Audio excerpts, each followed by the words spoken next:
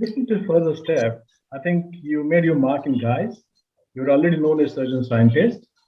And the next thing I came to know, Prokar is in robotics. By the time I had returned to India, and by this time we knew robotics is only through money menon. Most of the guys in the US were doing.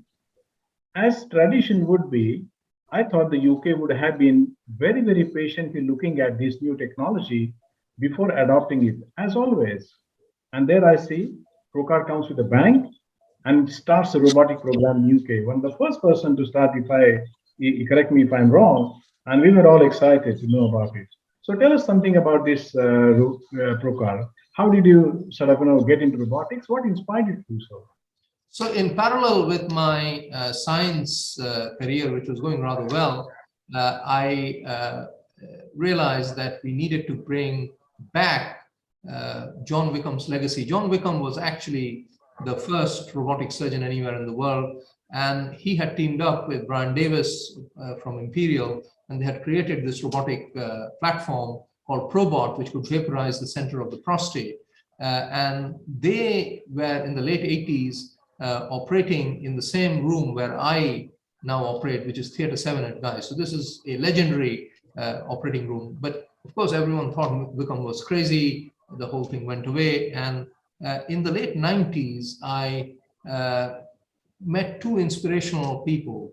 One was the scientist Leroy Hood, who was instrumental in the Human Genome Project, and the other was the laparoscopic and robotic surgeon Lou Cavussi from Hopkins. So I got a scholarship from the British Society for Endourology and went off to spend some time with Cavussi and some time with Lee Hood, who I contacted to learn what I call genorobotics. Yeah? So you can still see the two sides. Yeah? It's not just surgery cutting edge, but it's also cutting edge science. And then I returned and we did the first randomized controlled trial of robotics in the world in 2002, which was called StarTrack, or Systematic Transatlantic Randomized Tele-Robotic Access to the Kidney. This was a different robot designed in Hopkins.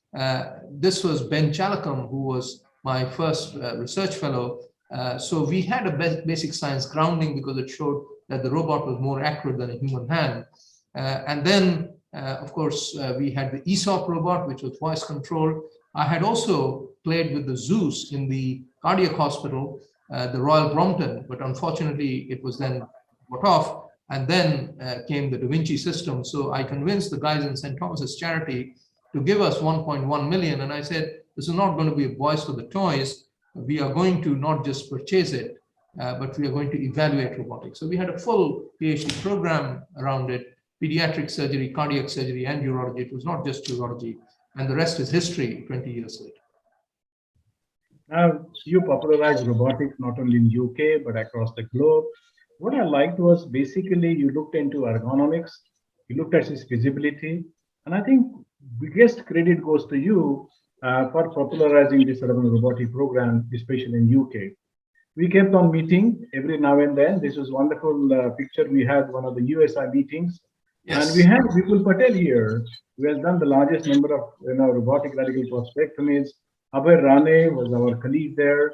Now I believe he's vice president of Royal College of Surgeons at Glasgow, received OBE. So we had a really wonderful time, and regular interactions have been really exciting with Prokar. Now that's what I said, looking at your story, you the revolutionist in the management of prostate cancer and robotics in UK. Friends, Prokar Dasgupta went all over the globe, talking about the oncology, the basic sciences, the techniques, and he elaborated his journey, and he inspired many, many young doctors itself. Obviously, the British Urological Association decorated him with the Golden Cystoscope Award, and you can see Paddy O'Reilly there, one of the important events at the house. And I was really happy to see that Prokar has received this Golden Cystoscope Award. Now, having done this work, I'm really amazed, Prokar. You published more than 1,100 articles. Now you just told me that more than 800 research papers, 10 books, 25 chapters. Even a robot cannot do it. That's what I personally feel. Tell me, How did you manage to do that? Very simple. You have to be committed, and I have a wonderful team around me that I supervise. So I'm part of the team. I run a very flat structure, a bit like you would a startup, and I just want to have the best researchers, the best brains, the best surgeons with me, so that we can all do this together. Of course, I supervise these people. So some people say, do you know what is there in these papers? Of course I do. If something is published with my name, I know each and every abstract and each and every paper. And that's here is where photographic memory helps, I must say.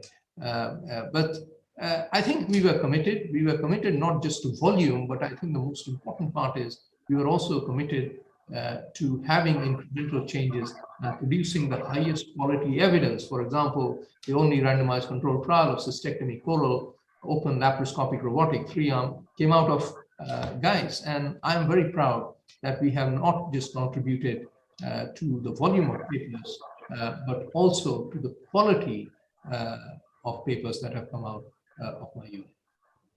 Wonderful.